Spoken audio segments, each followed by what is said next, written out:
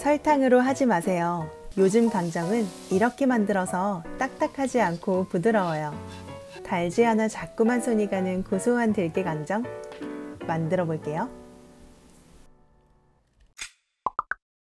생들깨 200g 준비했어요.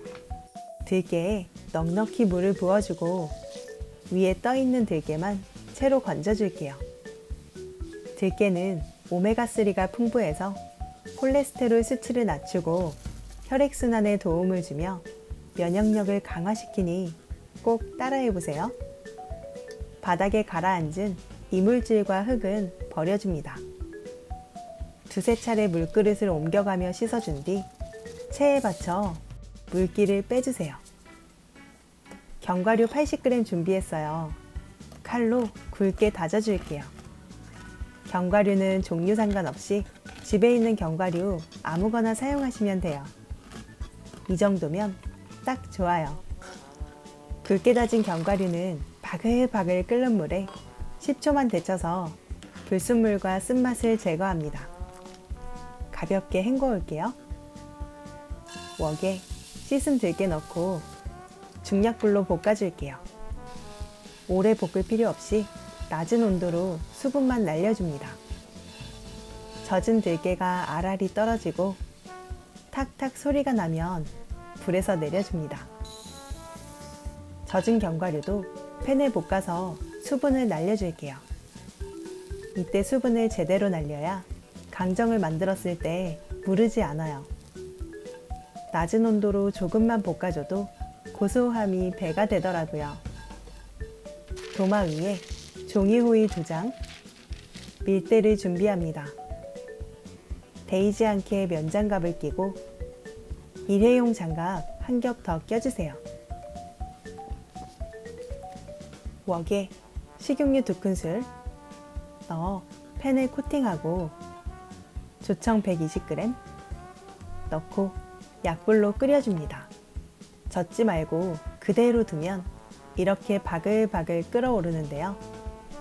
3분 정도 끓이면 주걱으로 저었을 때 조청이 흐르지 않고 끝에 무겁게 매달려 있어요. 이때 감칠맛을 위한 소금 한 꼬집 넣고 들깨와 견과류를 부어 섞어줍니다. 불은 계속 약불을 유지해주세요. 끈적한 엿실이 많이 보여야 강정이 잘 굳어요. 저는 들깨 넣고 3분 이상 볶듯이 섞어줬어요. 종이호일 위에 강정을 부어주고 뜨거울 때 손으로 잘 펴줍니다. 윗면에 종이호일 덮고 밀대로 평평하게 밀어가며 펴주세요. 너무 얇은 것보다 도톰해야 식감이 좋더라고요. 이대로 5분만 식혀줄게요. 강정을 뒤집어서 바닥면이 위로 오게 합니다. 칼에 약간의 기름을 발라주면 달라붙지 않아요. 강정을 먹기 좋게 썰어줄게요. 뜨거울 때는 강정이 붙어서 잘 썰리지 않고 완전히 식으면 부서지니 적당히 미열이 있을 때 썰어주는 거 잊지 마세요. 짠! 자꾸만 손이 가는 들깨 강정 완성이에요. 한번 먹어볼까요? 와, 이렇게 고소한 강정은 처음이에요. 들깨와 견과류가 너무 잘 어울리는데요. 많이 달지도 않고 딱딱하지 않아서 자꾸만 손이 가네요. 참, 강정 만들 때 나온 자투리는 손으로 찢어서 유리병에 담아주세요.